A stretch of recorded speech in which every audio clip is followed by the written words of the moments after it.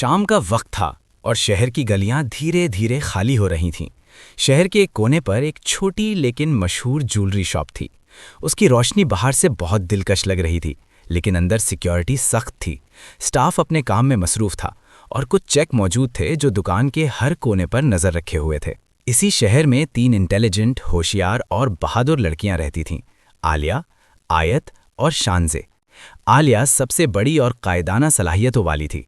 आयत तेज हरकत और छुपे हुए हथियारों की माहिर, और शानजे अपने बैग में छुपे आलात और मंसूबाबंदी में माहिर थी। तीनों के पास अपनी अपनी महारतें थीं, लेकिन आज वो एक ही मकसद के लिए मुत्तहद हो रही थीं।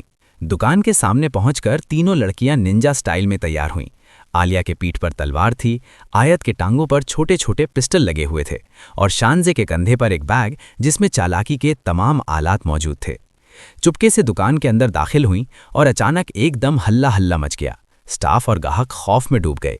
आलिया ने तेज रफ्तारी से अंदर मौजूद चेकों को काबू में किया, आयत ने साइड पिस्टलों से खतरे का सामना किया, और शानजे ने अपने बैग से आलात निकालकर सिक्योरिटी सिस्टम को मुख्तसर वक्त के लिए बंद कर दिया। तीनों मिलकर ज्वेलरी शॉप के कीमती जेवरात लेकर बाहर निकलीं, लेकिन जैसे ही दरवाजे के बाहर आईं, पुलिस पहले से ही वहां मौजूद थी। रुको, गिरफ्तार हो जाओ, पुलिस के हलकार चिल्लाए। आलिया, आयत और शानजे ने फौरन हालात का जायजा लिया, लेकिन पुलिस की तादाद ज्यादा और रास्ता बंद था। तीनों लड़कियां जानती थीं कि मुजाहिमत करना नामुमकिन है।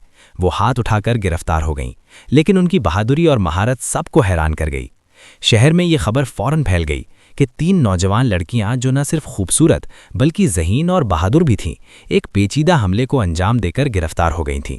ये वाकया सबके लिए सबक बन गया कि हिम्मत और होशियारी की ताकत कितनी बड़ी होती है, चाहे नतीजा कामयाबी या गिरफ्तारी हो। आलिया, आयत और शानजे की जेल तोड़कर भागने की कोशिश।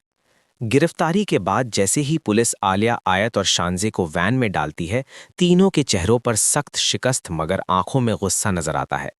वैन तेजी से जेल की तरफ जाती है।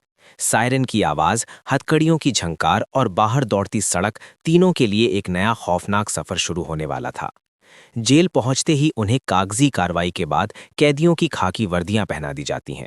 हाथों में हथकड़ियां खोलकर उन्हें अलग अलग बैरक्स में बंद कर दिया जाता है। वहां पहले ही सख्त कवायद, सफाई का काम, बर्तन धुलाना, सहन की झाड़ू और जेल के उसूल उनका इंतजार कर रहे थे। चंद दिन गुजर गए। आलिया और आयत के दिल में एक नई आग जलने लगी। दोनों के जहनों में एक ही बात घूम रही थी, हम ज्वेलरी शॉप तो नहीं लूट सके, लेकिन अब इस जहन्नुम से निकल कर दिखाएंगे।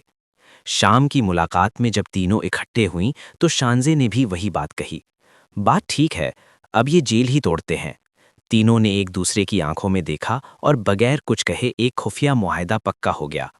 अब उनका मकसद सिर्फ एक था, भागना, हर कीमत पर। चोरी छुपे सामान इकट्ठा करना। रोजाना खाने के वक्त आलिया किचन में जाती, वहां से एक चम्मच खामोशी से अपनी जेब में डाल लेती। आयत भी अलग वक्त में चम्मच या छोटा सा लोहा पकड़ लाती। शानजे कभी कोई पुराना हथौड़ा जैसा टूटा हुआ औजार उठा लेती जो दीवार तोड़ने में काम आ सकता था। सामान छोटा था मगर उनके इरादे बड़े थे। मंसूबा तैयार। हर रात जब बाकी कैदी सो जाते, तीनों अपनी बैरकों की दीवार और सहन का जायजा लेती। आगे एक पुरानी दीवार थी, नमी से कमजोर। आलिया ने उस पर एक हल्की लाइन खींच दी, इसी जगह तोड़ेंगे, इसी रात भागेंगे। दिन गुजरते गए। हर रात वो उस दीवार पर हल्की हल्की जर्ब लगाती, आवाज ना हो, किसी को पता न चले। काम आहिस्ता मगर मुसलसल चलता रहा। वो फैसला कुन सुबह,